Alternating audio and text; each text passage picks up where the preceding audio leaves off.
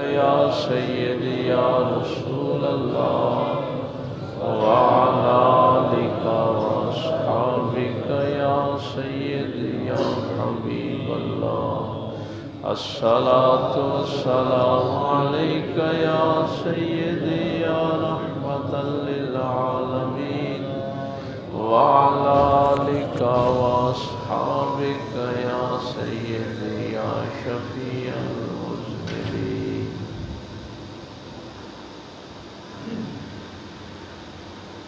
اللہ رب العزت کی حمد و ثنا کے بعد کہ جو اپنی ذات کے اعتبار سے بھی یکتا ہے اور اپنی صفات کے اعتبار سے بھی یکتا ہے، اللہ کا کوئی شریک نہیں، وہی اس کائنات کا خالق اور معبود برحق ہے، اسی نے انسان کو اشرف المخلوقات بنایا اور ہم سب نے پلٹ کر اسی اللہ کے حضور پیش ہونا ہے۔ بے حد و بے انتہا درود و سلام امام الانبیاء حبیب کبریا شفیع المذنبین رحمت للعالمین تاجدار سلطنت دنیا و دین آمنہ کے لال باعث تخلیق کائنات احمد مجتبی محمد مصطفیٰ صلی اللہ علیہ وآلہ وسلم کی ذات اقدس پر کہ جن کے صدقے اللہ نے ہمیں ایمان کی دولت سے مالا مال فرمایا۔ نہایت ہی واجب الاحترام معزز سامعین، بزرگوں، دوستوں، عزیز بھائیوں، جمعۃ الوداع کی بابرکت گھڑیاں ہم کو نصیب ہوئیں۔ یہ دونوں دن جو ہیں، یہ عید والی رات جسے آپ چاند رات کہتے ہیں اور ایک یہ جمعۃ الوداع، یہ جائزے کے لیے اللہ تعالیٰ نے جو ہے وقت دیا ہے ہمیں کہ جہاں سے کام شروع ہوا تھا، جس مقصد کے لیے ہوا تھا، اس کا جائزہ لیا جائے کہ ہم کہاں تک اپنے کام میں کامیاب ہوئے۔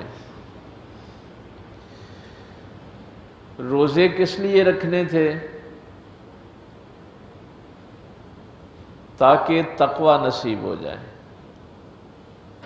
لعلکم تتقون، روزے اللہ نے اس لیے تم پہ فرض کیے تھے کہ تمہیں تقوی نصیب ہو جائے۔ اور آج یہ جائزے کا دن ہے کہ ہمیں کتنا تقوی ملا۔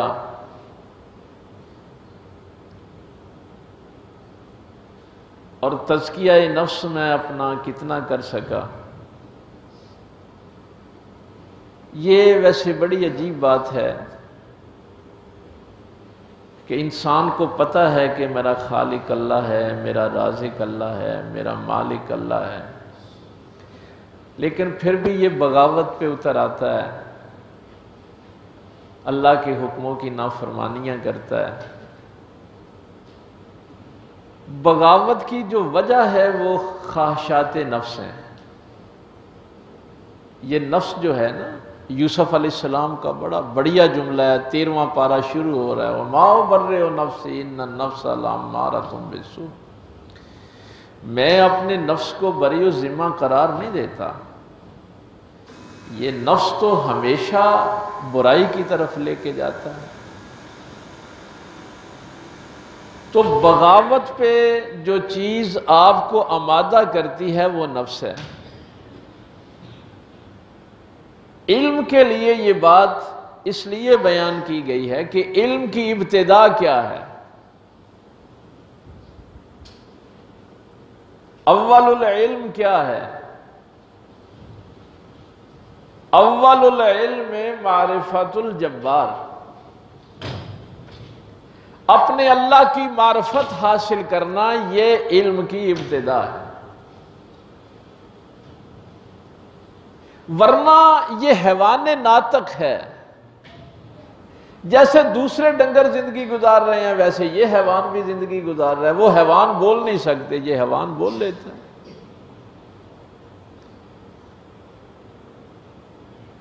اگر اس کو اپنے اللہ کی معرفت حاصل ہے تو یہ انسان ہے۔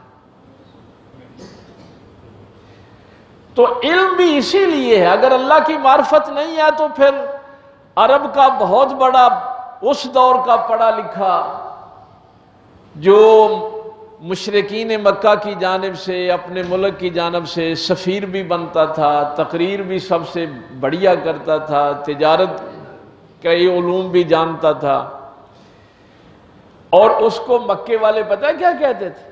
ابو الحکم، داناؤں کا باپ، عقل مندوں کا باپ۔ مکے والے اس کو ابو الحکم کہتے تھے۔ لیکن اگر وہ اللہ رسول کی پہچان نہ کر سکا تو قیامت تک وہ ابو جہل ہو گیا۔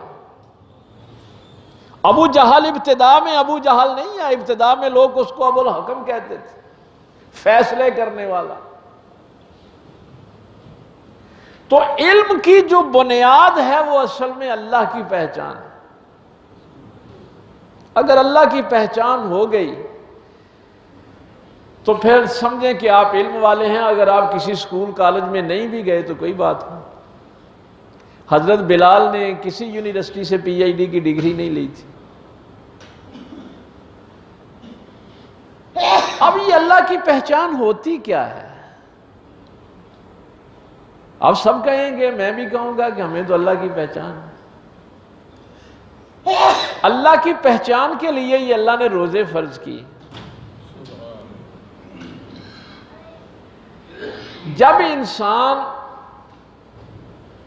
کے دل پر اللہ کے انوار و تجلیات کی بارش ہوتی ہے، اس کا دل کھلتا ہے، تو ایک احساس ہے وہ جس کا آج ہم نے جائزہ لینا ہے کہ وہ احساس ہمارے اندر اگر پیدا ہو گیا ہے تو روزے بامقصد گزر گئے، اگر وہ احساس نہیں ہے تو پھر بھوک پیاس کے سوا کچھ حاصل نہیں ہوا۔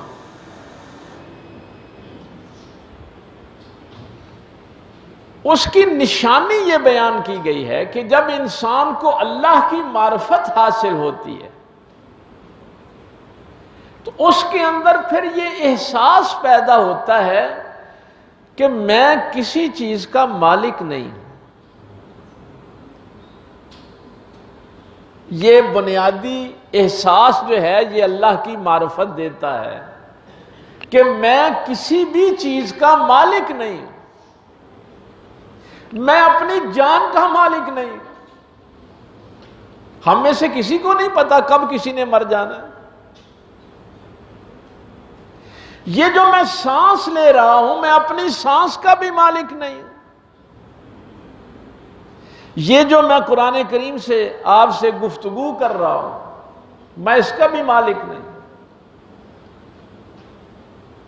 میں زبان سے اللہ کا شکر ادا کرتا ہوں، اس کے لیے بھی میں اللہ کا محتاج ہوں۔ میرا دل میری مرضی سے نہیں دھڑکتا۔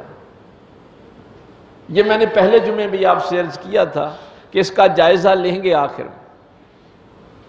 میرا دل میری مرضی سے نہیں دھڑک رہا کہ یہ زندگی جو ہے میری مرضی سے چل رہی ہے۔ میرا دماغ میری مرضی سے کام نہیں کر رہا، میرے پھیپھڑے میری مرضی سے کام نہیں کر رہے،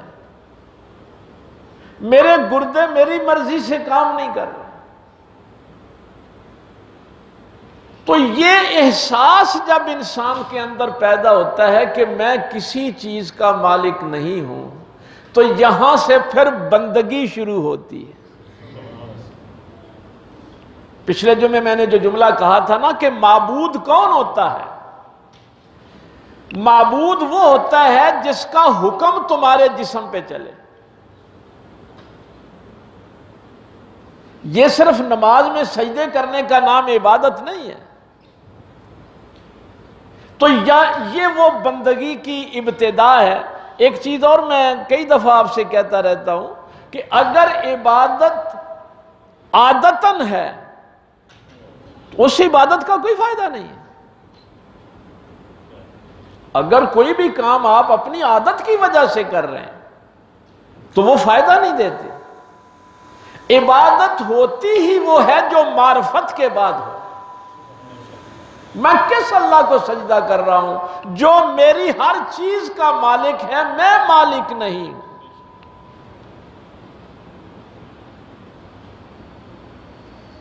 اور اس معرفت کے لیے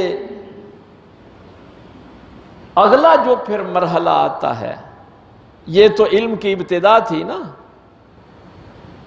کہ اگر آپ کو اللہ کی معرفت حاصل ہو گئی کہ میں کسی چیز کا مالک نہیں ہوں، نہ میں اپنے مال کا مالک ہوں، نہ اپنی جان کا مالک ہوں، نہ اپنی سانس کا مالک ہوں، اس کا انسان کو فائدہ کیا ہوتا ہے؟ اس کا فائدہ یہ ہوتا ہے کہ اللہ کے حکم ماننے میں انسان باغی نہیں ہوتا۔ اگر نفس کہے گا نا کہ رشوت لے لے، سود لے لے، یہ ہاتھ صرف اس لیے نہیں تھا کہ آپ نے روزہ رکھا ہوا ہے تو یہ پانی تک نہ پہنچے، روٹی تک نہ پہنچے، پھل تک نہ پہنچے۔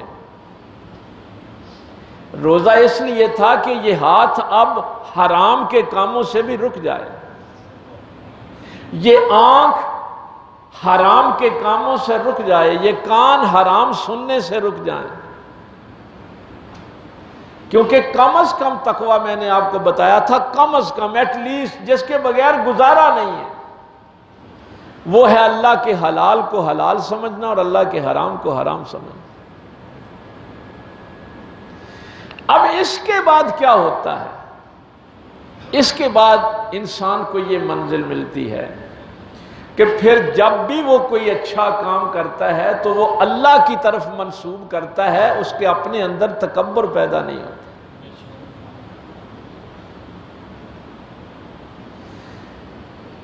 تو چونکہ اس عشرے میں رمضان المبارک کی جو اہمیت قرآن کریم نے بیان فرمائی وہ تو اصل میں یہی ہے نا، شہر رمضان الذی انزل فیہ القرآن، رمضان کا وہ مہینہ ہے جس میں اللہ نے قرآن نازل کیا۔ اگر آپ کو پچھلے جمعے کی کچھ باتیں یاد ہوں تو میں نے عرض کیا تھا کہ اللہ تعالیٰ نے ایک تو قرآن کو فرقان کہا ہے اور ایک غزوہ بدر کو فرقان کہا ہے، حق اور باطل میں لائن لگانے والی یہ دو چیز۔ آج میں تیسری چیز قرآن کریم سے آپ کو اور عرض کر دوں۔ قرآن کہتا ہے ان تتقوا اللہ یجعل لکم فرقانا، اگر تم تقوی اختیار کرو گے تو اللہ تمہیں بھی فرقان بنا دے گا۔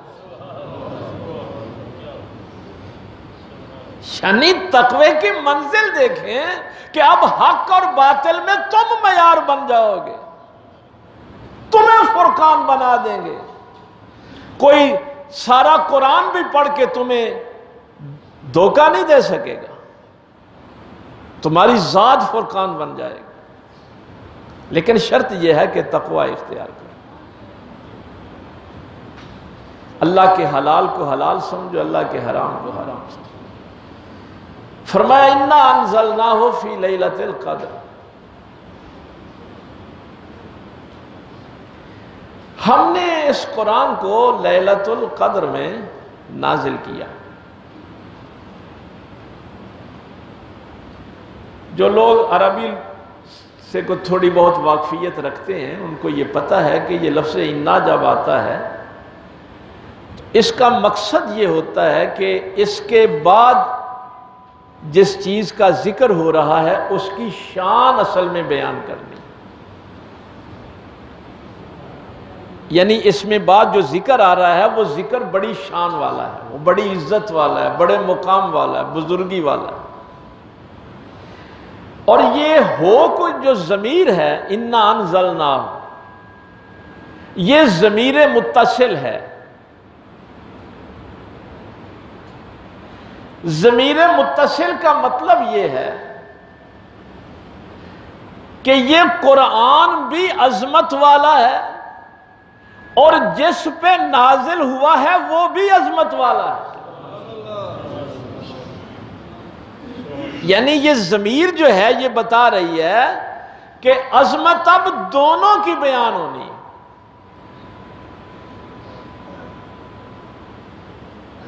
لیکن کیا کریں، ہم نے ترجمے کر لیے اور اس بات کو بھول گئے کہ یہ قرآن میرے یا آپ کے اوپر نازل نہیں ہوا، یہ قرآن اللہ کے نبی پہ نازل ہوا۔ لو انزلنا هذا القرآن على جبل لرأيته خاشعا متصدعا من خشیۃ اللہ۔ پہاڑوں پہ نازل کرتے تو پہاڑ ریزہ ریزہ ہو جاتا۔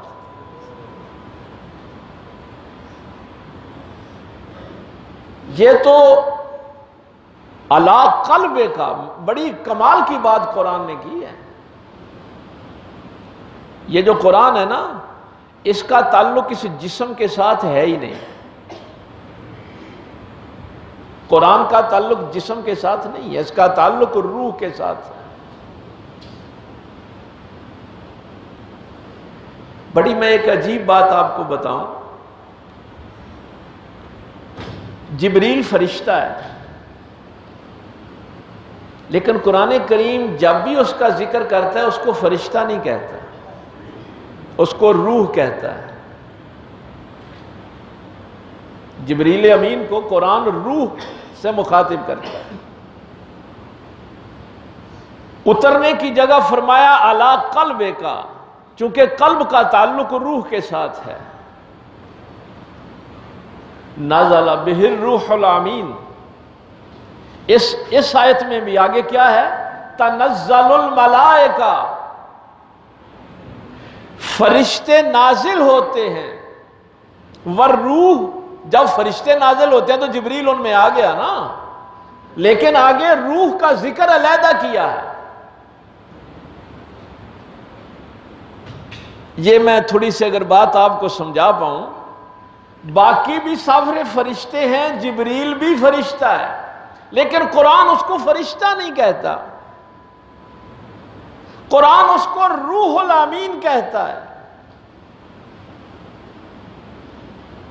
اس لیے کہ قرآن کا تعلق ہے روح کے ساتھ۔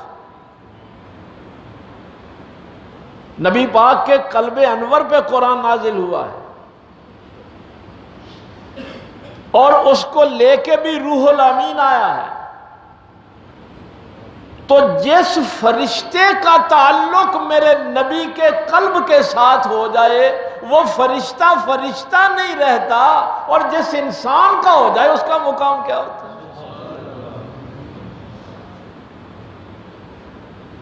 یہ جسمانی تعلق نہیں ہے، یہ روح کا تعلق ہے اس کلام سے۔ اس لیے اس کا ترجمہ کریں میرے پاک پیغمبر صلی اللہ علیہ وسلم۔ میں اگلی آیت میں آپ کو بتا دوں، بڑے بڑے بےہودہ بغیرت قسم کے انسان پیدا ہوئے ترجمے کرنے والے، کہتے ہیں وَمَا أَدْرَاكَ مَا لَيْلَةُ الْقَدْرِ۔ آپ بھی اس کا یہی ترجمہ کرتے ہوں گے، تمہیں کیا معلوم کہ شب قدر کیا ہے؟ اور چھوٹی سی بریکٹ ڈال کے اس میں لکھ دیتے ہیں اے نبی تمہیں کیا معلوم شب قدر کیا ہے؟ او بغیر تو اگر نبی کو ہی نہیں پتا تو پھر پتا کس کو ہے؟ یعنی جس پہ قرآن نازل ہو رہا ہے اس کو نہیں پتا۔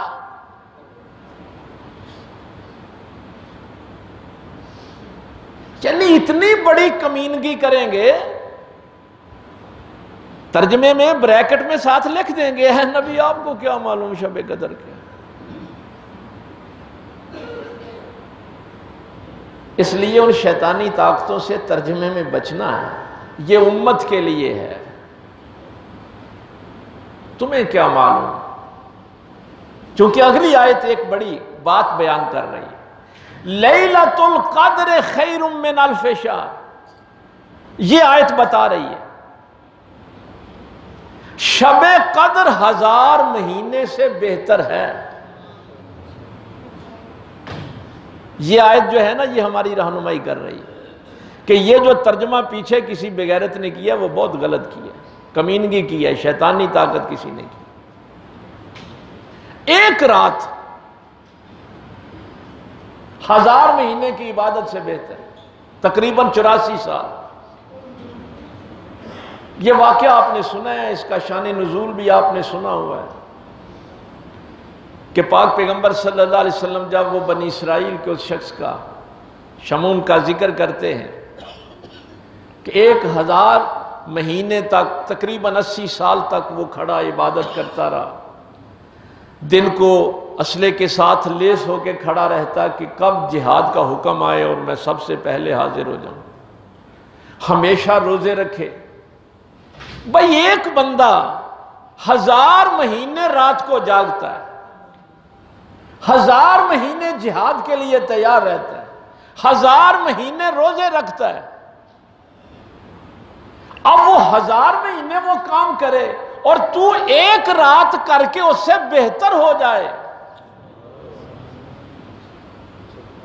بھائی یہ بھی تو عجیب بات ہے نا۔ ایک بندہ 1000 مہینے محنت کرتا ہے اور ایک رات کر کے اس کے برابر نہیں ہوا، خیر من الف شہر، اس سے بہتر ہو گیا۔ کیوں ہو گیا؟ یہ آیت بتا رہی ہے، قرآن یہ بتا رہا ہے کہ اس میں تیرا کوئی کمال نہیں، یہ تو تیرے پیچھے اللہ کے محبوب کی دعا تھی جس نے تیری ایک رات کو 1000 مہینے سے بہتر کر دیا۔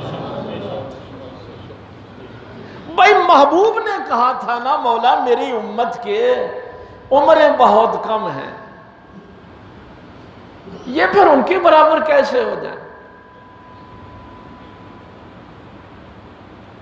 تو جس پیغمبر کی دعا، پھر یہ بھی نہیں کہا کہ رات کا کچھ حصہ،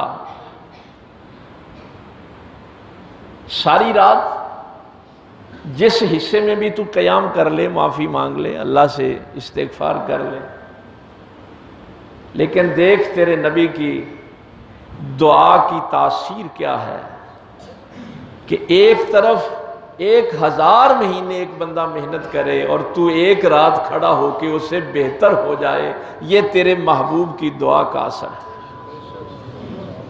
اور اس محبوب کو کہہ رہا ہے کہ آپ کو کیا معلوم شب قدر کیا ہے؟ مفسرین نے ایک بڑا کمال کا جملہ لکھا ہے، یہ سورہ والضحیٰ کبھی آپ پڑھیں نا، اس کی تفسیر میں مفسرین نے اتنا بڑھیا جملہ لکھا ہے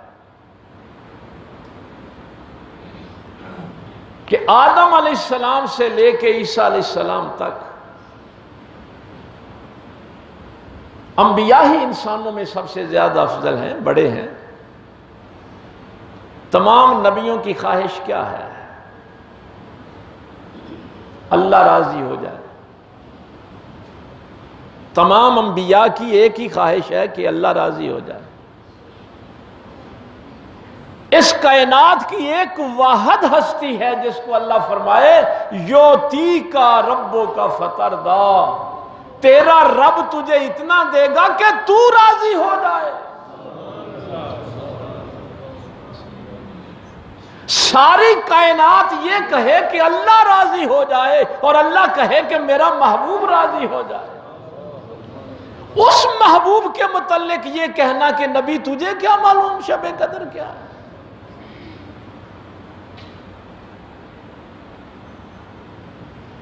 اس لیے ہر کسی کو نہیں دیکھنا کہ سارے قرآن ہی پڑھ دینے نا جی، قرآن ایسے بھی لوگ پڑھتے ہیں۔ تنزل الملائکۃ والروح فیہا بإذن ربہم، نازل ہوتے ہیں اس رات فرشتے اور روح الامین جبریل بھی آتے ہیں اللہ کے حکم سے۔ کیا میرے گھر میں آئیں گے؟ آپ کے گھر میں فرشتے آئیں گے؟ فرشتے کہاں آتے ہیں؟ یہ بھی ہم نے عجیب سا ایک مذاق بنایا ہوا ہے۔ امام غزالی نے ایک جملہ لکھا ہے، فرشتے کسی ریاکار کے پاس نہیں آتے، جس کی عبادت دکھاوے والی ہو نا اس کے پاس فرشتے نہیں آتے، جس کے دل میں حسد ہو وہاں فرشتے نہیں آتے۔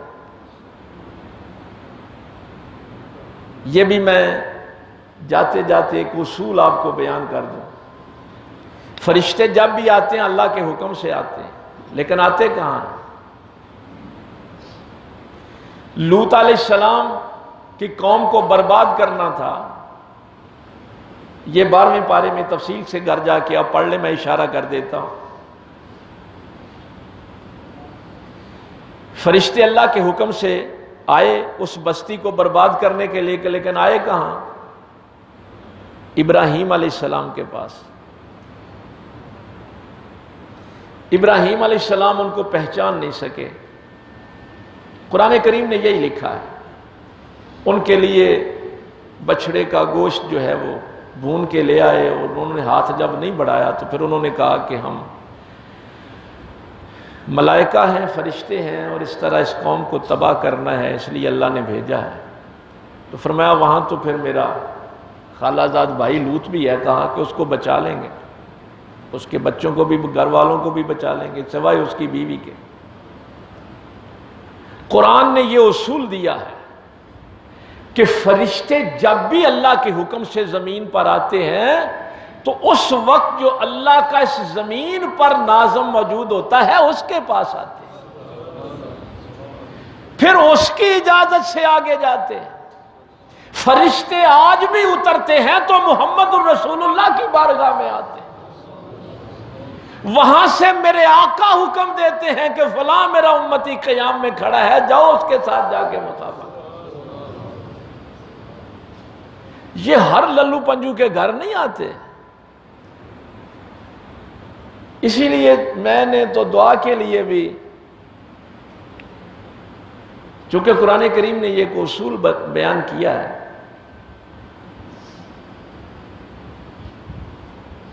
دعا کی قبولیت کے لیے بھی اخلاص ضروری۔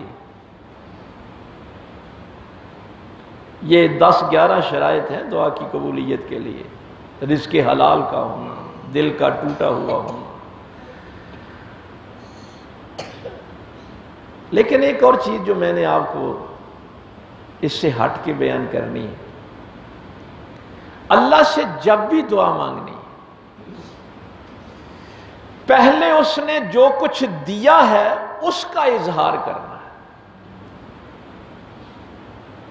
رب قد آتیتنی من الملک، اللہ کے نبی یوسف علیہ السلام دعا کہاں سے شروع کرتے ہیں؟ اے میرے رب تیرا شکر ہے تو نے مجھے ملک عطا کیا،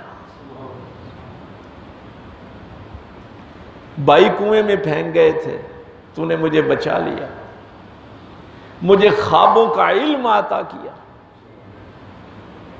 جو اللہ نے دیا ہے پہلے اس کا اظہار کرو اور اس کا شکر کرو، اور پھر آخر میں جو نہیں دیا وہ بھی مانگ لو۔ لیکن ہماری دعائیں تو شروع ہی وہاں سے ہوتی ہیں نا، ابھی میں نے شے نہیں ملی، ابھی نہیں ملی، ابھی نہیں ملی، اس لیے ہم شکر نہیں کر پاتے۔ اور میں یہ ممبر رسول پہ بیٹھا ہوں، حقیقت بتاتا ہوں، جب آپ وہ فہرست پڑھنی شروع کریں گے نا جو نعمتیں اللہ نے دی ہیں، تو شاید آپ کی دعا ختم ہو جائے اور وہ نعمتیں ختم نہ ہو، اور آخر میں تمہارے پاس ان جملوں کے سوا کچھ بچے ہی نہ کہ یا اللہ میں تیرا شکر نہیں ادا کر سکا، مجھے معاف کر دے۔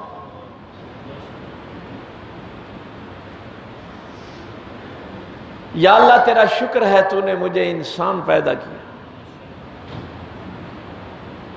اگر تو مجھے کوئی کتا گدھا جانور پیدا کر دیتا تو میں کیا کر سکتا تھا؟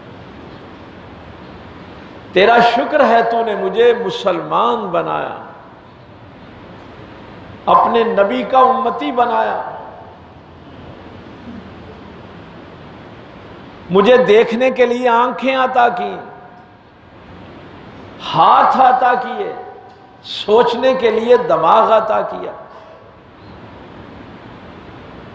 لوگوں کے پاس گاڑیاں نہیں ہیں، مجھے تو نے گاڑی عطا کی، اے سی عطا کیے، اولاد عطا کی۔ لیکن میں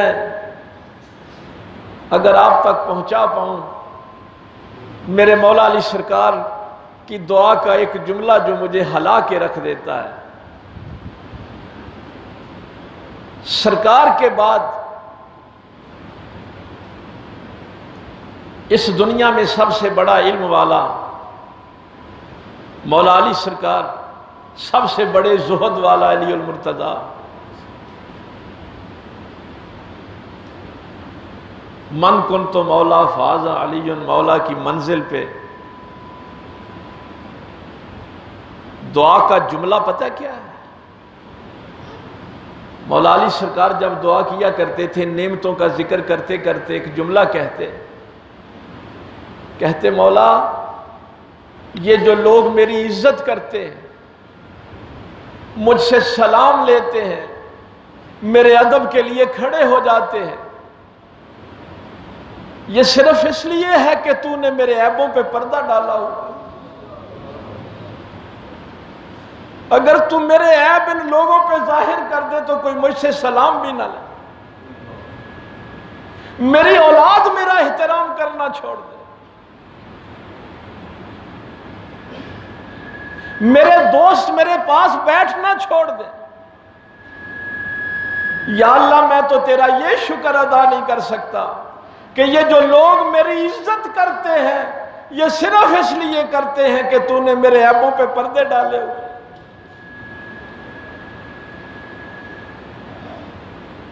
کیا دعا کی تاثیر ہے، کیا کمال کے جملے ہیں، کیا بندگی کا اظہار ہے۔ ہاں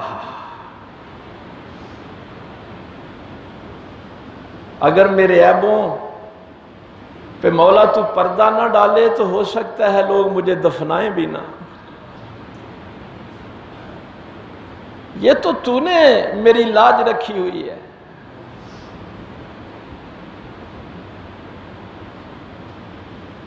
لیکن پتہ نہیں ہم اللہ سے کیا مانگنا چاہتے ہیں۔ اور پھر یہ جملے اکثر میں آپ سے کہتا ہوں، مولا علی سرکار سے بھی منسوب ہیں،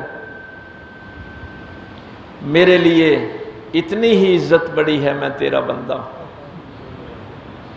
اور میرے فخر کے لیے اتنا ہی کافی ہے کہ تو میرا پروردگار۔ میں تو ساری زندگی اس بات کا شکر ادا نہیں کر سکتا کہ اس نے مجھے اپنے محبوب کی امت میں پیدا کیا۔ میری ایک رات کی امام حسن مجتبیٰ سے کسی نے پوچھا تھا کہ سرکار کیسے پتہ چلے کہ کسی کو شب قدر مل گئی؟ یہ جو دعا ہے نا سرکار مولا علی کی، اسی کی تشریح میں سرکار مولا حسن نے ایک جملہ ارشاد فرمایا۔ آپ نے فرمایا جس کو شب قدر مل جاتی ہے اس کو پھر اپنی خامیاں نظر آتی ہیں، دوسروں کی خوبیاں نظر آتی ہیں۔ اگر یہ کیفیت آ جائے تو سمجھ تجھے شب قدر مل گئی، اور جس نے شب قدر کی قدر نہیں کی وہ پھر اگلے سال کا انتظار نہ کرے۔ لیکن یہ دعائیں قبول نہیں ہوتی۔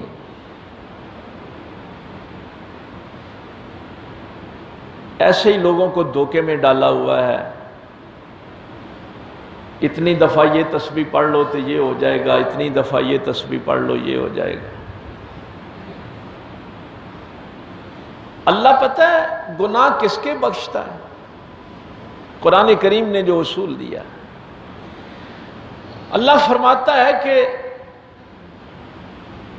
قُلْ إِن كُنتُمْ تُحِبُّونَ اللَّهَ فَاتَّبِعُونِي يُحْبِبْكُمُ اللَّهُ۔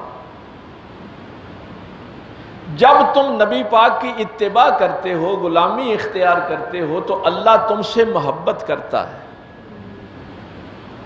یغفر لکم ذنوبکم، اللہ جس سے محبت کرتا ہے اس کے گناہ معاف کر دیتا ہے۔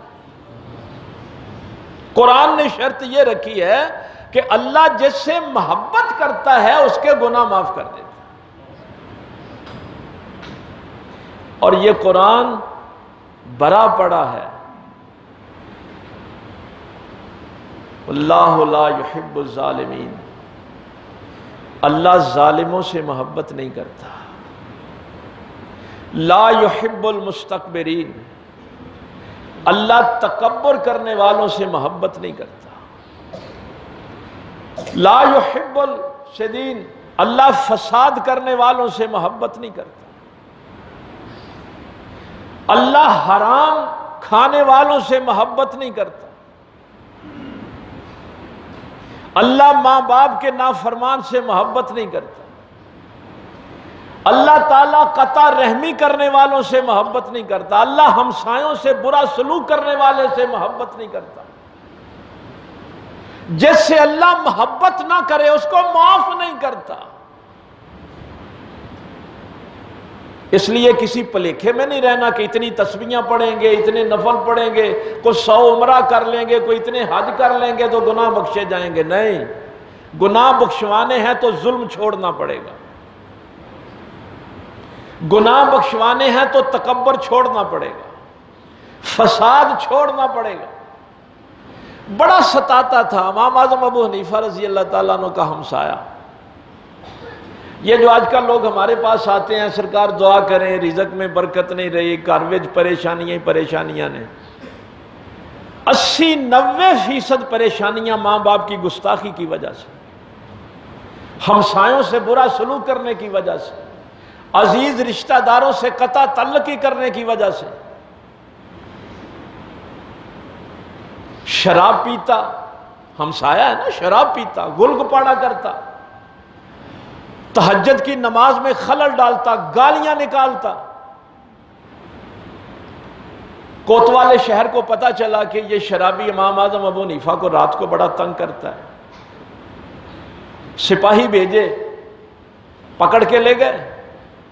کسی نے امام پاک کو بتایا کہ وہ آپ کا ہمسایہ، جو اس نے تو خوشی میں بتایا کہ پولیس پکڑ کے لے گئی ہے۔ امام پاک کوتوالے شہر کے پاس گئے، وہ کسی کے پاس جایا نہیں کرتے تھے، بادشاہوں کے پاس۔ اب خود چل کے گئے کوتوالے شہر، بہت حیران ہوا کہ امام پاک تو آج تک کسی کے پاس نہیں گئے۔ اس نے بڑا استقبال کیا، کہنے لگا حضور کیسے تشریف لائے؟ فرمایا تو میرے ہمسائے کو پکڑ کے لے آیا ہے، اس کو چھڑانے کے لیے آیا۔ اس نے کہا حضور مجھے تو پتا چلا تھا وہ آپ کو تنگ ہی بہت کرتا ہے، آپ کی عبادت میں خلل ڈالتا ہے، آپ کے پڑھنے پڑھانے میں خلل ڈالتا ہے۔ فرمایا یہ تو نے سچ سنا ہے، لیکن میرا ہمسایہ تو ہے، میرے پیغمبر نے ہمسایوں سے اچھے سلوک کا حکم دیا۔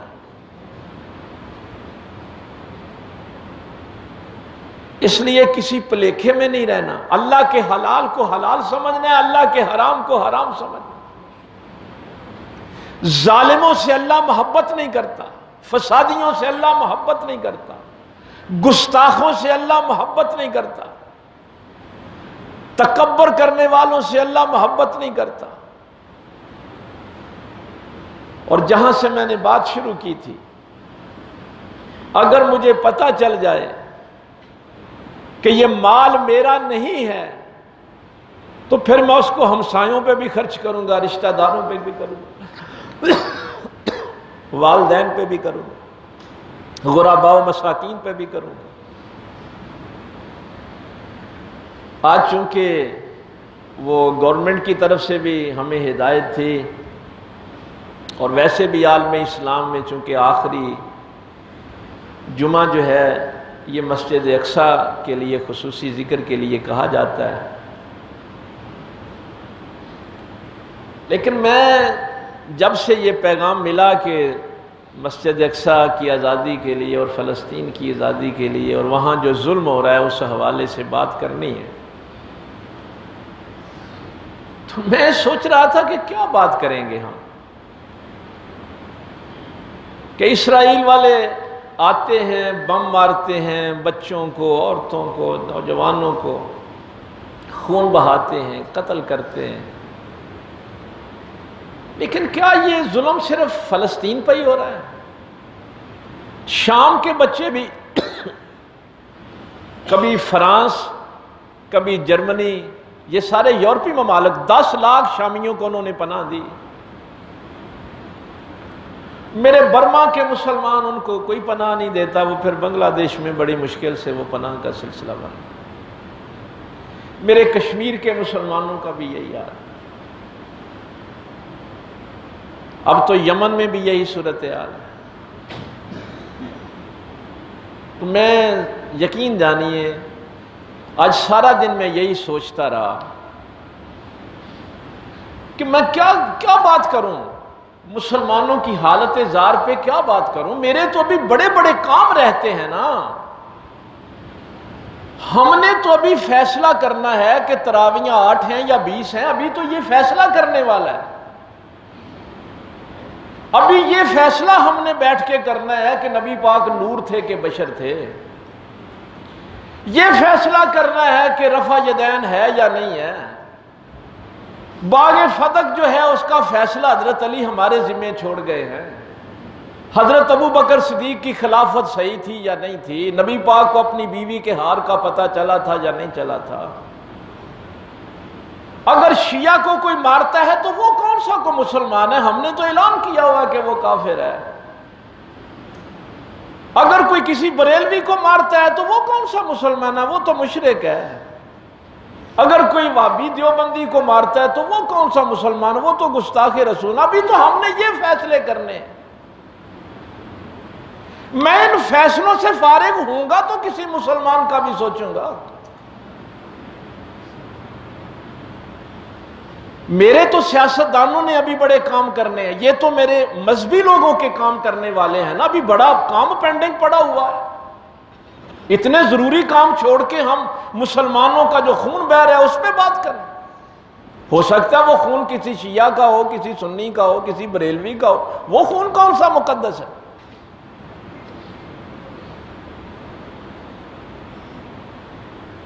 یہ بات یاد رکھیں. میں بڑھیا بات کہنے لگا ہوں. جب قرآن کریم نے کہا نا کہ بہتان نہ لگایا کرو، اسی جملے میں میں ساری بات ختم کر کے، چونکہ وقت ہو گیا جمعے کا، بہتان نہ لگایا کرو کسی. یہ پوچھا گیا تھا جب نبی پاک صلی اللہ علیہ وسلم نے فرمایا نا کہ غیبت سے روزہ ٹوٹ جاتا ہے، اس ڈال کو غیبت پھاڑ دیتی ہے. عرض کی یا رسول اللہ صلی اللہ علیہ وسلم، کیا اگر کسی بندے کے اندر کوئی عیب، کوئی خامی، کوئی گناہ موجود ہو تو اس گناہ کا تذکرہ کرنا بھی غیبت ہے؟ تو نبی پاک صلی اللہ علیہ وسلم نے فرمایا کہ یہی تو غیبت ہے کہ اگر تیرے کسی بھائی میں کوئی عیب موجود ہے تو تو اس کی پشت پیچھے اس کو بیان کرتا ہے، اس کو ذلیل کرنے کے لیے. اگر کوئی شرابی ہے تو اس کو تو شرابی کس لیے کہتا ہے کہ یہ ذلیل ہو اس کی پشت پیچھے، تو یہی غیبت ہے. اور اگر اس میں وہ عیب موجود نہیں تو پھر بھی تو اس پہ بات کرتا ہے تو یہ بہتان ہے. اور بہتان بدکاری سے، زنا سے بڑا جرم ہے. اور یہ حدیث کبھی آپ اپنے ذہنوں میں لے کے جائیں. میرے پاک پیغمبر صلی اللہ علیہ وسلم نے فرما دیا ہے کہ جو بھی کوئی مسلمان کسی دوسرے مسلمان پہ بہتان لگاتا ہے اس کو قیامت کے دن اللہ کا دیدار نصیب نہیں ہوگا. ہمارے مذہبی لوگوں نے بھی یہی کچھ کیا ہے کہ ہر ایک کے عیب اچھالنے، بہتان لگانے. سیاستدان بھی یہی کرتے ہیں. اب ہماری نجی محفلیں بھی یہی کچھ ہو گیا ہے. تو اس صورتحال میں پھر اللہ کا قرب نہیں ملتا. اللہ کے قرب کے لیے جہاں سے میں نے بات شروع کی تھی، اس بندگی کا اظہار کرنا کہ میرے پاس میرا کچھ نہیں، سب کچھ میرے اللہ کا ہے، اور میرے جسم پر حکومت میرے اللہ کی چلے گی، کسی اور کی نہیں چلے گی. اللہ تعالیٰ عمل کی توفیق دے. وآخر دعوانا الحمدللہ.